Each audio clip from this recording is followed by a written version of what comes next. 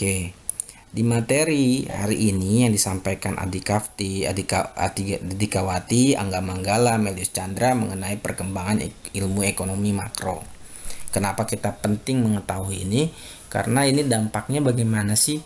Kemarin waktu pendahuluan saya jelaskan bahwa makroekonomi ini sangat penting terhadap pertumbuhan suatu negara. Kalau mikro hanya berbicara tentang lingkupnya pasar sendiri, keadaan industri sendiri, makro lebih luas ya.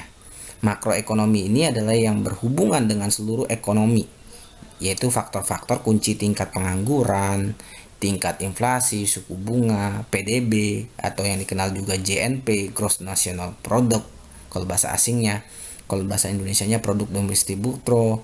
Ya, artinya produk domestik bruto ini adalah produk total ekspor atau misalnya yang dihasilkan orang Indonesia, masyarakat Indonesia, diproduksi di Indonesia berapa besar nih. Jadi kotornya berapa. Jadi bukannya yang ini ya, yang berhasil dijual keluar gitu ya, tapi keseluruhan baik yang dikonsumsi di masyarakat sendiri domestik maupun di ekspor ya. Ini adalah total yang dikenal dengan istilah produk domestik bruto. Jadi makroekonomi ini luas sekali ya, tidak hanya memperhatikan perilaku konsumen atau industri sendiri yang dijelaskan di ekonomi mikro ya. Pemahaman itu harus sampai nanti selesai perkuliahan kalian harus jelas gitu ya, perbedaan makro dan mikroekonomi. Makro besar, mikro kecil. Makro berbicara tentang keseluruhan ekonomi seperti faktor-faktor tingkat pengangguran, inflasi, suku bunga, dan PDB. Nanti ada perhitungan sendiri. Sementara saya ulang kembali, mikro itu berbicara tentang industrinya sendiri yang kecil, baik itu perilaku konsumen, keadaan pasar, keadaan industri, dan sebagainya. Ya, jelas ya teman-teman. Nah, semoga jelas. Nah, di sejarahnya makroekonomi, pertama ada ekonom Norwegia yang dikenal dengan Ragnar Frisch yang pertama menggunakan istilah makro itu tahun 1933 ya. Teorinya John Maynard Keynes yang dikenal Keynesian. Gagasannya tahun 30-an populerkan tentang bagaimana makroekonomi sendiri. Apa yang terjadi dalam skala besar? Keynes terkenal dengan bukunya yaitu The General Theory of Employment, Interest, and Money.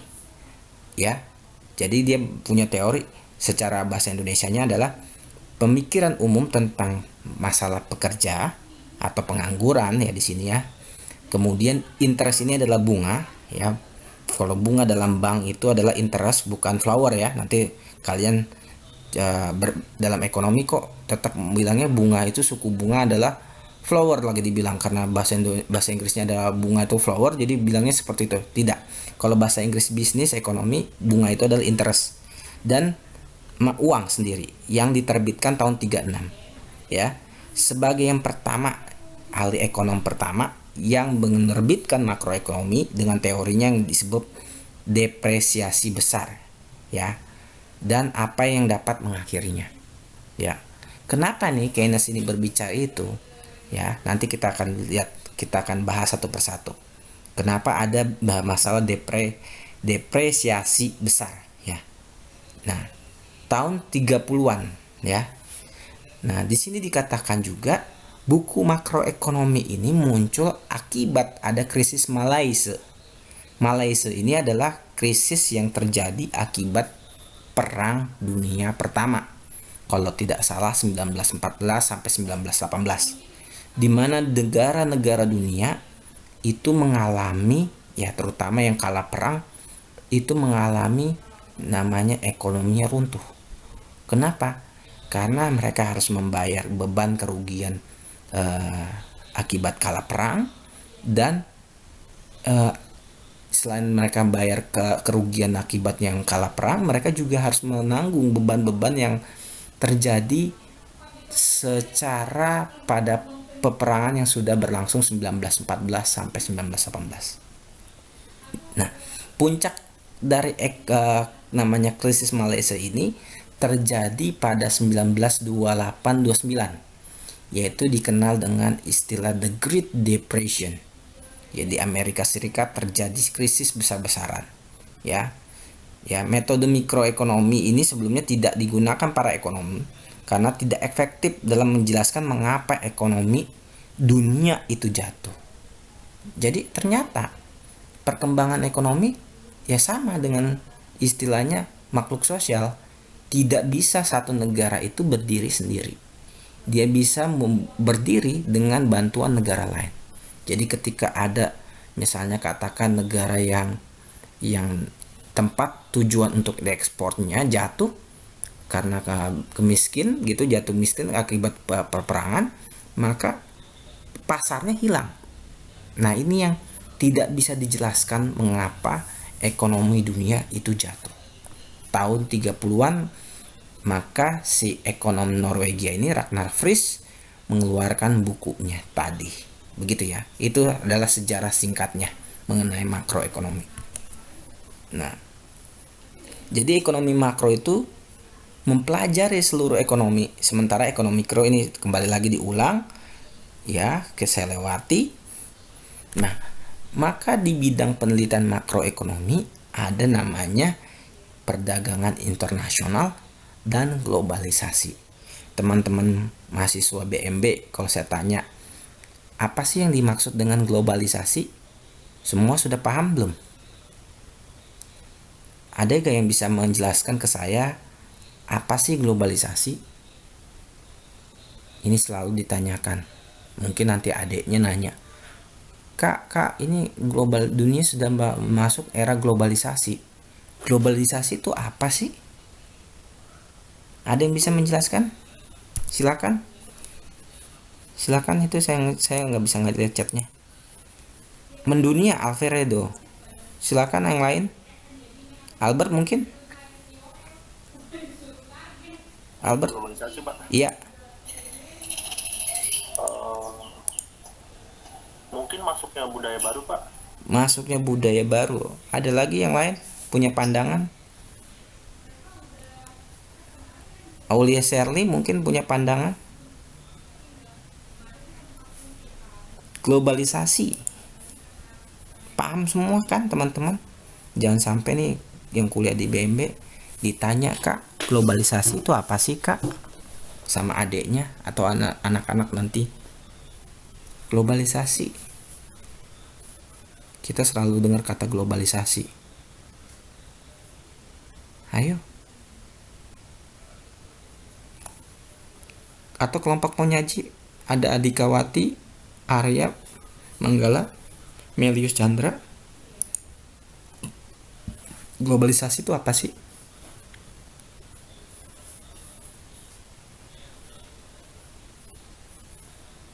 Ada?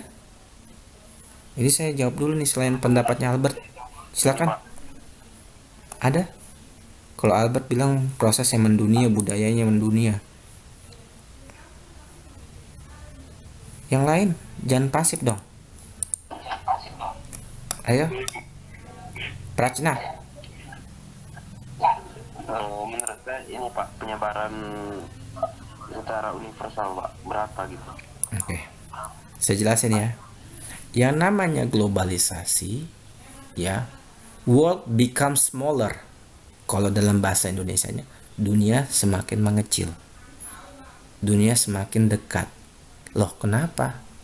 Jadi, tidak ada batas lagi antara seluruh dunia. Loh, kok bisa begitu, Pak? Karena, ya, teman-teman bisa tahu apa yang terjadi di Amerika hari ini juga.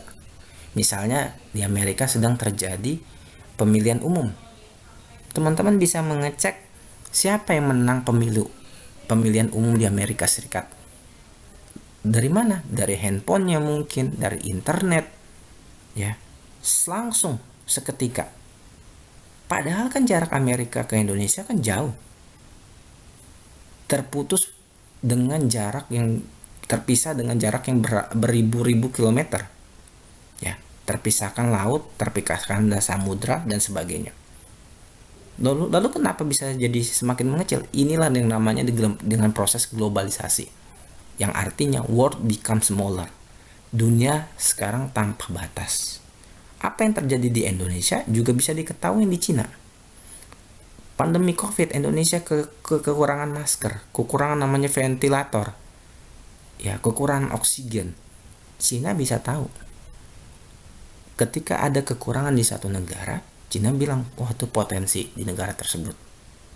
Kita buat produksi masker, kita jual di Indonesia, maka setelah adanya informasi yang mudah didapat dari antar negara di seluruh dunia, terjadinya perdagangan internasional. Itu keterkaitan dengan globalisasi. Jadi teman-teman kalau ditanya sekali lagi, apa yang disebut globalisasi? Ya, informasi dari dunia itu semakin mudah didapat, ya. World becomes smaller. Jadi dunia sekarang seolah-olah seakan-akan tanpa batas lagi. Makanya gambarnya seperti ini nih. Ya. Aliran barang dan jasa antar negara dapat berkontribusi pada kemakmuran atau penurunan ekonomi nasional. Ya, tadi dikatakan, oh Indonesia lagi butuh nih masker. Ini bisa berkontribusi pada kemakmuran.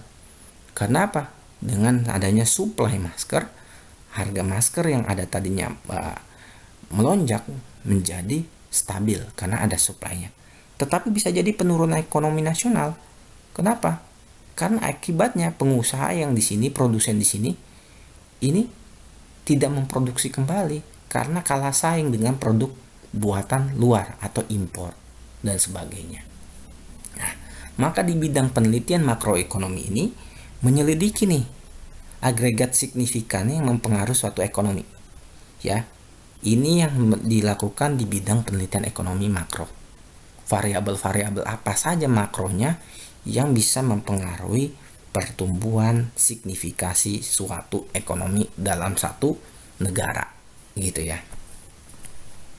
Nah, ada di bidang penelitian makroekonomi yang pertama juga adalah peraturan.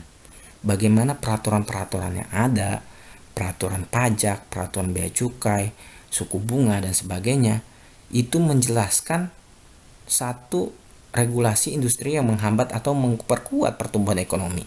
Ya, ini juga bisa menunjukkan bagaimana kondisi kerja satu negara aman dan lingkungan negara itu ekonominya sehat. Ini. Selanjutnya juga yang disebut keuntungan dan kerugian. Nah, ini juga bagian dari penelitian makroekonomi. Apakah dengan dilakukan import itu akan membawa keuntungan atau membawa kerugian? Jadi ekonomi makro itu dapat melacak pergulatan, ini bukan pergulatan bahasanya ya, gejolak ekonomi yang ada di pasar. Bagaimana, apakah ada ya yang terjadi di sini ya? Apakah cenderung membaik ketika dilakukan import atau sebaliknya? Ya. Di bidang penelitian makro juga ini berbicara tentang pertumbuhan dan pekerjaan dan pengangguran. Bedanya pengangguran di Indonesia itu kebanyakan karena namanya kekurangan skill, ya, yang tidak punya keterampilan. Kalau di luar, mereka itu adalah cenderung karena tidak suka dengan pekerjaannya yang mereka kerjakan. Jadi mereka bukan nggak punya kemampuan, tapi tidak suka dengan yang namanya pekerjaan yang mereka lakukan. Nanti teman-teman bisa lihat ada berita bahwa, ya nanti saya tunjukkan linknya, pada 2021 kemarin ada peristiwa resign massal di Amerika. Kenapa? Karena mereka sudah burn out, sudah jenuh dengan rutinitas pekerjaannya. Jadi mereka memilih untuk have fun, untuk daripada stres, mereka akhirnya untuk keluar dari pekerjaannya. Beda di Indonesia. Di Indonesia itu karena tidak ada keterampilan yang match dengan apa yang dibutuhkan di industri. Jadi munculnya pengangguran, tidak ada link and match. Banyak sarjana ekonomi, manajemen, tetapi kebutuhannya mungkin adalah sarjana misalnya engineering atau insinyur, teknik dan sebagainya. Jadi ini berbeda nih kondisi pasar tenaga kerja yang ada di luar dan di Indonesia. Tetapi pada intinya ada satu kesamaan bahwa makroekonomi berbicara tentang pasar tenaga kerja yang menentukan kondisi ekonomi. Jadi ketika banyaknya masyarakat yang menganggur, ini akan mengganggu namanya kondisi ekonomi di satu negara. Gitu ya. Ada fiskal. Fiskal ini adalah bagaimana pemerintah membelanjakan uangnya dan mengelola uangnya untuk pembangunan yang ada. Biasa didapatkan dari pajak dan sebagainya. Kalau di sini contohnya Amerika Serikat banyak menghabiskan uangnya untuk program pekerjaan umum tahun 30-an untuk mengusir depresiasi besar atau krisis Malaysia dari negara itu. Ya tadi, krisis Malaysia akibat Perang Dunia I 1914 sampai 1918. Ya 28 29 ada terjadi Great Depression yang terjadi di Amerika. Ya. Jadi Amerika kemudian menghabiskan uangnya untuk mengusir yang namanya proses yang terjadi adalah depresiasi besar. Nah, makro juga menjelaskan energi yang terbarukan juga. Bagaimana dampak yang dimiliki kebijakannya investasi yang ramah lingkungan di seluruh perekonomian negara. Nah, ini pertanyaan dari Sally tadi, kenapa sih Keynesian ini mengajarkan kebebasan? Jadi Keynesian ini mempromosikan bahwa di negara, di pasar bebas, pemerintah diperlukan untuk menstabilkan ekonomi yang goyah, ya. Dia mengajarkan pendekatan hands off atau lepas tangan. Jadi biarlah pasar yang menentukan harganya. Saya bilang begini, jadi contohnya ya, anggaplah harga BBM 1 liter itu berapa? Itu biar pasar, biar pelaku produsennya yang menentukan. Nah, pemerintah tidak perlu campur tangan. Tetapi, ya, ini sangat berbahaya. Karena apa? Karena dibilang katanya begini. Ini teori yang Keynes ini bilang ini sangat bagus. Karena apa? Karena nanti industrinya itu akan berkembang, jadi kompetitif. Jadi ada persaingan yang sehat. Pasar yang menentukan, konsumen yang menentukan, ya. Tetapi di Keynesian ini dibilang sangat berbahaya karena pasar tidak selalu mampu pulih dari terjun bebas dengan cepat dan untuk mencegah kerusakan parah pada pekerja dan bisnis. Nah, ini teori yang selalu dipertentangkan, diperdebatkan. Tetapi Keynesian sama dengan teorinya laissez-faire, itu ekonomi bebas atau liberal, bahwa biarkan saja pasar yang menentukan. Nanti konsumennya akan yang menentukan layak atau tidak untuk dikonsumsi. Itu. Nah, di Indonesia sendiri, kenapa Keynesian ini tidak diatur? Karena ini bertentangan dengan sistem ekonomi yang ada di negara kita. Teman-teman masih ingat tentunya sistem ekonomi negara kita adalah ekonomi kerakyatan Pancasila. Ya, dimana ketika ada masyarakat tidak bisa mampu membeli harga yang sesuai pasar, maka peran negara itu perlu hadir untuk menekan harga pasar sehingga masyarakat yang tadinya tidak mampu dapat mampu untuk ikut mengkonsumsi barang yang diinginkan tersebut atau yang dijual oleh si produsen tersebut di pasar. Jadi jangan sampai tidak ada yang tidak dapat mengkonsumsi barang tersebut. Jadi di Indonesia itu sangat penting. Ya, kalau tidak, ya harganya pasar yang akan menentukan dan ada beberapa kelompok masyarakat yang tidak dapat mengkonsumsinya. Gitu ya. Di monetarisme ini ada teori dari Milton Friedman di mana mengenai utang. Ya, utang yang kemudian dihadirkan oleh lembaga bank hutang negara yang dikenal IMF, International Monetary Fund. Ya.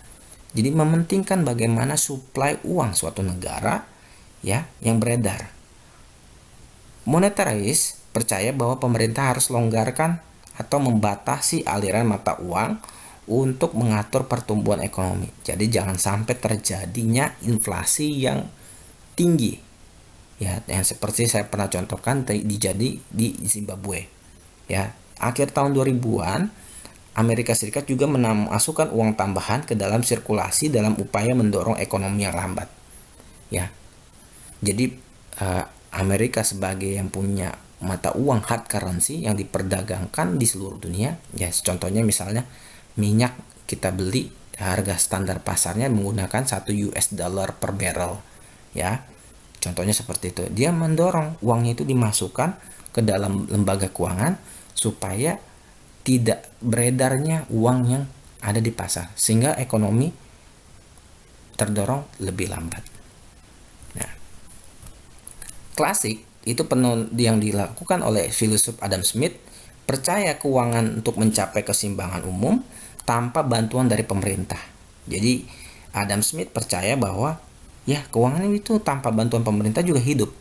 Tapi beberapa ekonomi klasik tidak menyukai program namanya ekonomi pemerintah.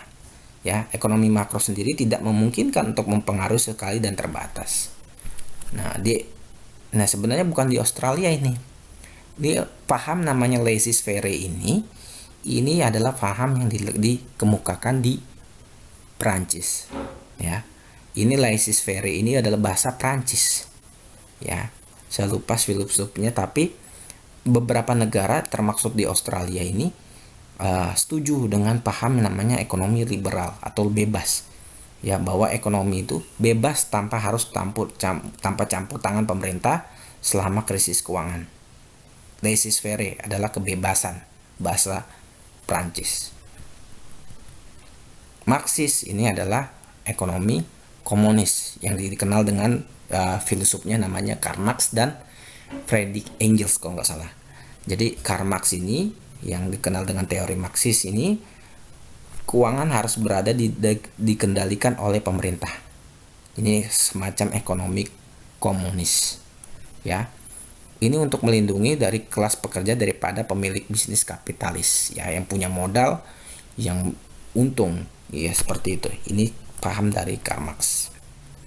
Satu lagi yang mungkin saya jelaskan adalah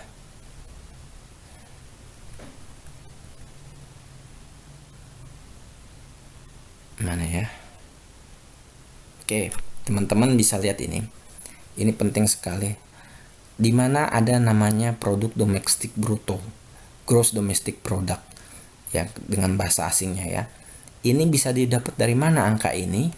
Teman-teman bisa lihat di websitenya Bank Indonesia, www.bi.go.id, yang melihat bagaimana secara produk domestik bruto yang ada di Indonesia termasuk inflasi, ya.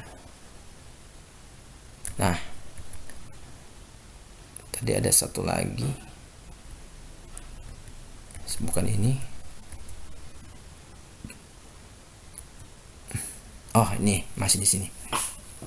Jadi di ekonomi makro, teman-teman ada dua sektor, ya. Pertama real dan non real. Real ini adalah nyata, ya. Ekonomi itu bersifat nyata di sektor domestik. Nah, emang ada ekonomi tidak nyata? Ada. Ekonomi tidak nyata itu adalah ekonomi yang melakukan kegiatannya pada bursa. Kenapa tidak nyata? Karena mereka tidak membuat atau memiliki aset itu secara langsung, tetapi berupa surat kepemilikan yang dikenal dengan istilah saham dan surat berharga negara. Ini dikeluarkan supaya tujuannya apa? Tadi, menarik uang yang ada di pasar. Ayo, pemerintah kan kasih suku bunga kepada yang punya modal dengan surat berharga ini. Nah, pemerintah keluarkan biasanya dengan obligasi atau ORI, obligasi retail, atau surat berharga negara SBN. Itu kemudian pemilik modal yang punya uang lebih membeli itu akan mendapatkan bunga ke depannya. Nah, inilah yang dibilang sektor non real, ya, teman-teman. Di sektor non real Indonesia, perkembangannya di kelompok ini dijelaskan pada pandemi Covid itu terjadi net outflow. Artinya adalah terjadinya kas keluar bersih, ya. Banyak investor asing terutama, ya, ini mengeluarkan uangnya dari negara dengan total sebesar 2,66 triliun.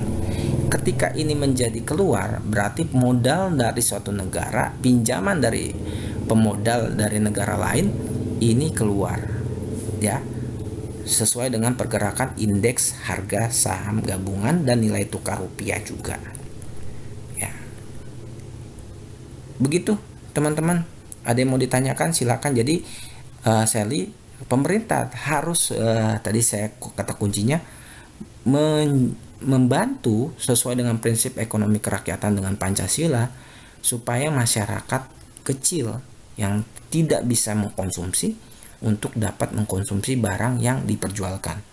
Jadi tidak boleh pasar bergerak bebas sesuka hatinya. Begitu kurang lebih. Ada lagi mau ditanyakan, silakan. Silakan teman-teman. Adakah yang mau ditanya?